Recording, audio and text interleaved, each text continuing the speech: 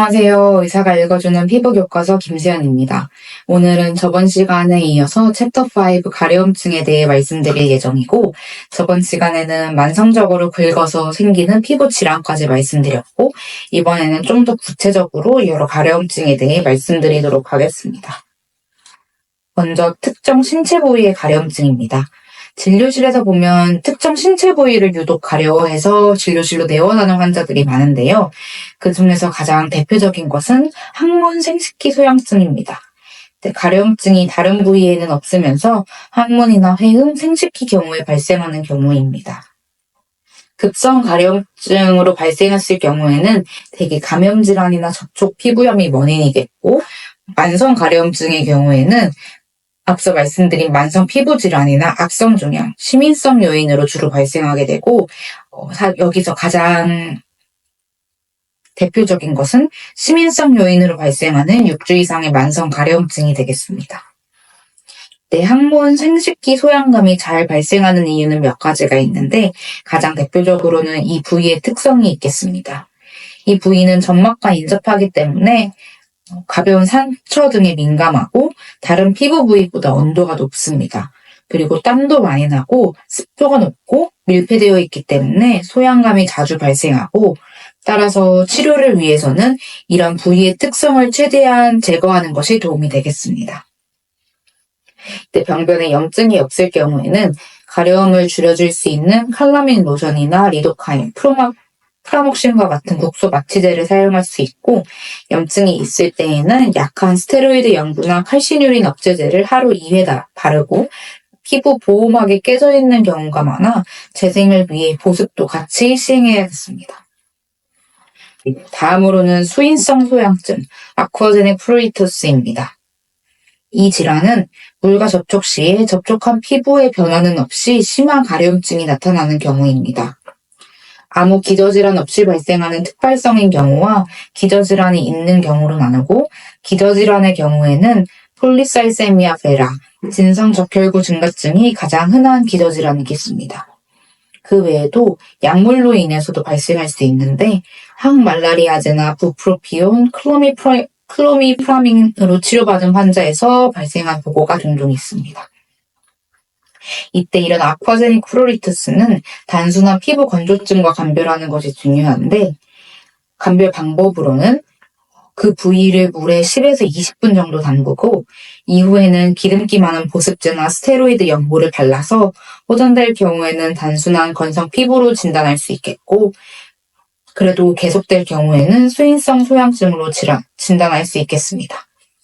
수인성 소양증이 있을 경우에 가장 중요한 것은 기저질환인 폴리사이세미아 베라가 있는 것인지 찾는 검사가 중요하겠습니다. 특히 이런 진성적혈구 증가증은 혈액암에 포함되는 중환 질환으로 이 질환을 빨리 찾고 치료해주는 것이 중요하겠습니다. 특발성의 경우에는 물과 접촉 시에 그 부위를 최대한 빨리 건조시키는 것이 도움이 되고, 약물로는 경구 항히스타민제나 아스피린과 같은 진통소염제, SSRI, 프로프라놀, 날트렉손을 사용해 볼 수 있겠습니다. 다음으로는 약물 유발 소양증입니다. 약물 유발 소양증이란 피부 발진이나 병변을 동반하지 않고 가려움증을 보이는 경우를 말하고, 이것도 급성과 만성으로 나눌 수 있는데, 급성 약물 유발 소양증이 가장 흔한 경우는 마약성 약물이 되겠습니다.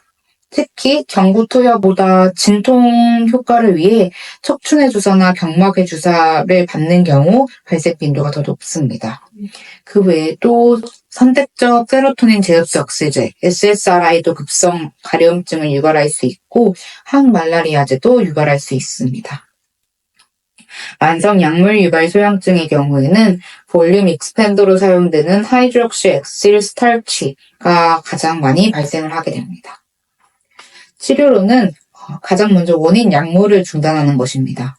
마약성 약물에 의한 가려움증은 급성으로도 발현될 수 있기 때문에 마약성 약물의 해독제인 날록손과 날트렉손으로 주로 치료하는데, 그 외에도 가바펜틴을 사용해 볼 수 있습니다. 항말라리아제에 의한 소양증은 항히스타민제로 사용하게 됩니다. 다음으로는 감각신경변증과 연관된 소양증입니다. 이는 특히 신경이 눌리거나 손상을 받으면서 발생하게 되는데요. 첫 번째로는 이상감각 등 신경통입니다.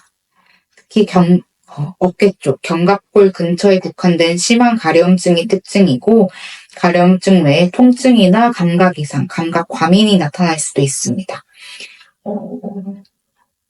이 질환이 발생하는 원인으로는 흉추신경 2번에서 6번의 후반까지 여기 뒤쪽 어깨 쪽에서 나오는 posterior lamina T2에서 T6까지 척추에서 말단으로 주행하는 사이에 눌리거나 손상을 받아 발생하게 되고, 특히 척추의 퇴행성 변화가 같이 동반된 경우가 많습니다. 근본 치료는 신경 손상에 대한 원인을 찾고 물리치료나 신경 차단, 수술적 감압술을 통해 눌린 신경에 대한 치료가 필요하겠습니다. 그 외에 대증요법으로는 캡사이신 연고를 사용해 볼 수 있습니다.